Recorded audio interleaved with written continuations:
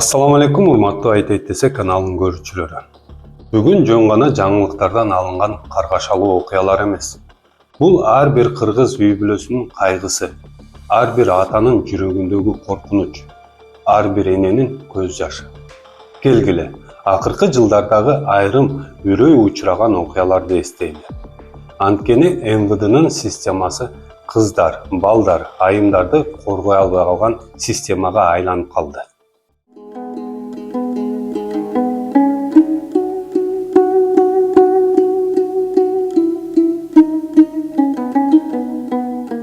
Начальниге ошентип кызыңыз ушинтип каза болуп калды, эми сабыр кылыңыз дегенде мен айттым. Эмне үчүн дедим? Бирөөнүн ичинде кандай болуп десем, тергөөчү жооп берет деди, начальник милиция. Милициянын өзүнүн дагы жоопкерчилиги өтө катуу жогорку көтөрүлүш керек.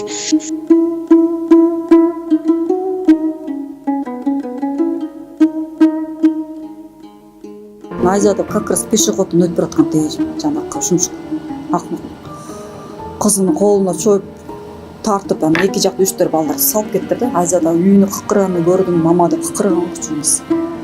Күнүгө көрөм сүрөттөрүн. Күнүгө эстейм, милициялар алып калса, эмне болуп эле башкача болмок эле депчи. Нашли только через 2 дня, и то не они, а другие нашли.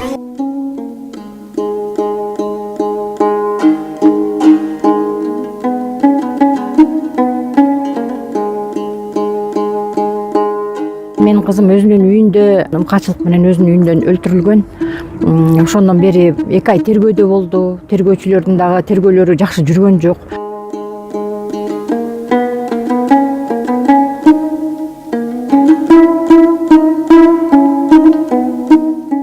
По поводу Дарью. Он сначала ее похитил, эту девочку 17-летнюю, около дома, отвез в горы и убил. Барып заявление жазалы деп айылда туугандар ошентишти. Барса ошол 3 күндөн кийин каралат деп коюптур да. Айсулуну кандай денеси кандай кылды? Таза денеси кандай кылды? Ошону качыны кылсын. Айсулуу 2025-жылы 27 сентябрда Ысык Көл облусунун Барскон айылынан Каракол шаарына бара жаткан жеринен дайынсыз болуп кеткен. Туугандарынын айтымында ошол эле күнү милицияга кайрылышкан. Биз барып заявление жазалы деп айылда туугандар ошентишти.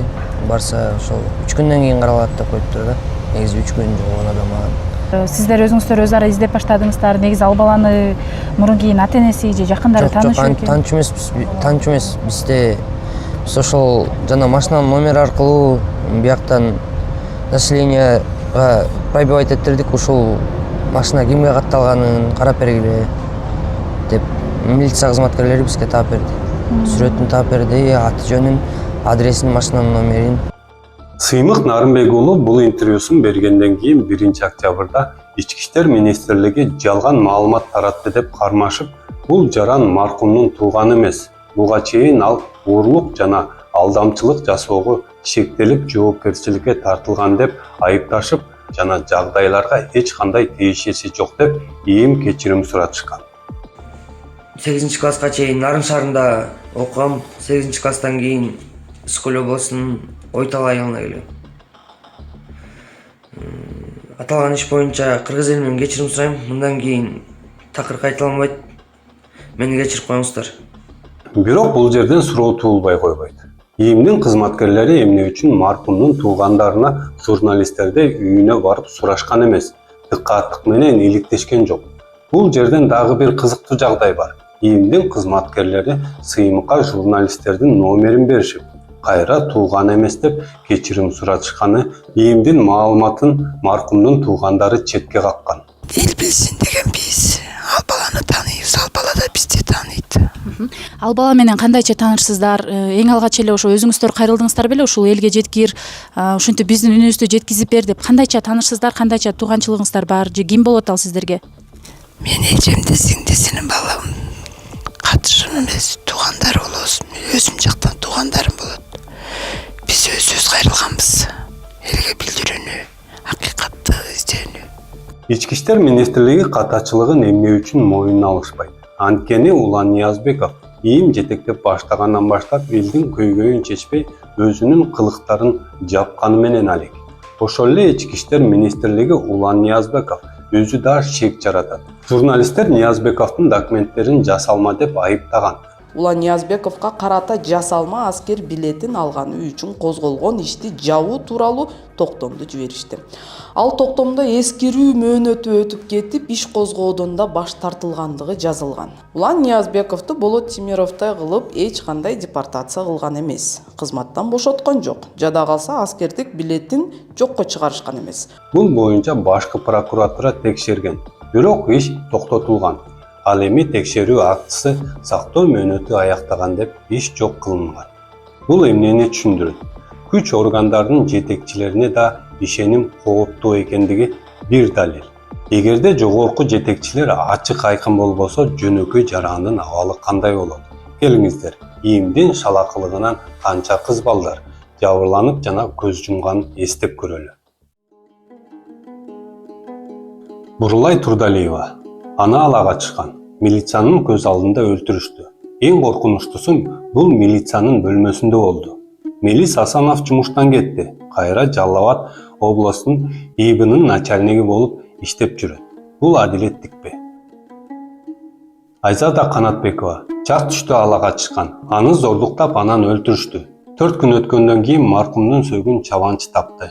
Башкы ГУдун жетекчиси болсо кызмат ордунда калды. Бул мамлекет кимди коргойт? Аялдардыбы же системаныбы? Айжан Алыкулова аны мыкачылык менен өлтүрүштү. Далилдер жоголду. Иштен наркотиктер жоголуп кетти. Сот жеңил жаза берди. Бул мыйзамдын өлүмү. Дарья Попова өгөй атасы зордуктап аны өлтүрдү.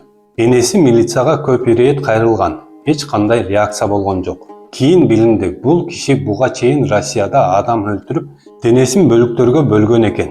Биздин милиция болсо унчуккан жок. Айсулуу Мукашева ала качуу, зордуктоо, өлүм. Кылмышкер мурда деле киши өлтүрүүгө аракет кылган. Бирок жаза жумшартылган. Эми ал кыздын өмүрүн кыйды. Бул сот системасынын колу менен жасалган кылмыш. 13 жаштагы кызды милиция зордуктады. Ооба, ошол эле системаны өкүлү. Балдарды коргоо инспектору. Министр Улан Ниязбековдун отставкасын талап кылышты. Бирок адатындай моюнуна албай кайра өз кызматын кыянаттык менен колдонуп, милиция кызматкерлерди бет тырмашкандай антимитингге чыгарат. Аны Темировлаев иликтеген. А это кадры с другого. Бул болсо башка видеодон үзүндү. Митингге өз демилгеси менен келгендер эмнегедир жүздөрүн жашырып алышкан. Тескери бурулуп жүздөрүн таанытпашка аракет кылышууда. Көрүнүп тургандай өз кылыктарына абийирлери ыйлап турат. Аларды түшүнүүгө болот. Министр оюна келгенди кыла берген киши болсо абийириңе каршы чыкпаганга арганганча. Басма сөз кызматынын жообуна караганда алар баарын өз эрки менен жасашкан. Андай болсо жүзүн катып жашыруунун эмне кереги бар эле? Кызматкерлерге болсо элдин оозун жабыш үчүн выговор жана кызматтан бир азга алымыш болуп, кайра ишке алышкан. Ички иштер министри Улан Ниязбековду кызматтан алынуу талап кылышкан. Коомчулуктагы нааразычылык толкундарынан кийин кызматтан алынган Бишкек шаардык ички иштер башкармалыгынын жетекчиси Бакыт Матмусаев кийинчерээк кайра эле министрдин кеңешчиси болуп дайындалганы маалым болгон. Кактус медиа басылмасы булактарына таянып жазганына караганда, Бакыт Матмусаев жакында эле Ички иштер министрлигинин укуктук камсыздоо башкармалыгына жетекчи болуп дайындалды. Милицияны Улан Ниязбеков сабатсыз кадамдары менен талкалаганы аз келгенсип 2020-жылы Садыр Жапаров бир топ кылмышкерлерди түрмөдөн бошотот. Маегинде абактагы 5000ден 2000 күнөөсүз деп жар салды. Бул убада системанын кемчиликтерин оңдоо сыяктуу кылды. Бирок бул 2000 адам кимдер жана эмне үчүн бизге азырынча айтыла элек? Кимдер бошотулду? Майда урууларбы же оор кылмышка тиешеси барларбы? Билүүгө акыбыз бар. Бүгүн болсо Садыр Жапаров уялбай өлүм жазасын кайтаруу тууралуу айтты. Бирок биз билебиз, бул өлкөдө мыйзам иштебейт. Милиция кылмышкерлерди коргосо.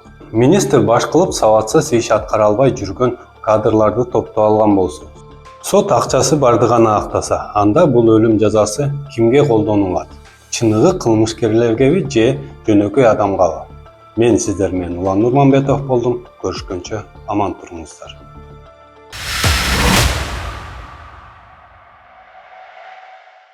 Бийлик биздин оозубузду жапканга аракет кылып жатышат. Камоо, куугунтук, басым кысымдар. Бирок биз ушундай тоскоолдуктарга карабастан ишибизди улантып жатабыз. Бизди Patreon'dan колдоңуз. Бул эмне үчүн маанилүү? Сиздин колдооңуз бизге көз карандысыз иликтөөлөрдү жүргүзүп, коркунучтарга карабастан чындыкты айтууну улантууга мүмкүнчүлүк берет. Бизди кантип колдой аласыздар? Төмөнкү шилтеме аркылуу өтүп, Кемиров Life Patreon баракчасын ачыңыз. Өзүңүзгө ылайыктуу катталуу деңгээлин тандаңыз. Сиздин колдооңуз бул чындык үчүн салым, ал эми биздин бонустар бул жөн гана кошумча белек. Картаңыздын маалыматтарын жазыңыз же PayPal'ды тандаңыз. Ушу менен болду. Биз чындык үчүн күрөштү уланта беребиз. Көз карандысыз журналистканы колдоңуз. Шилтеме төмөндө.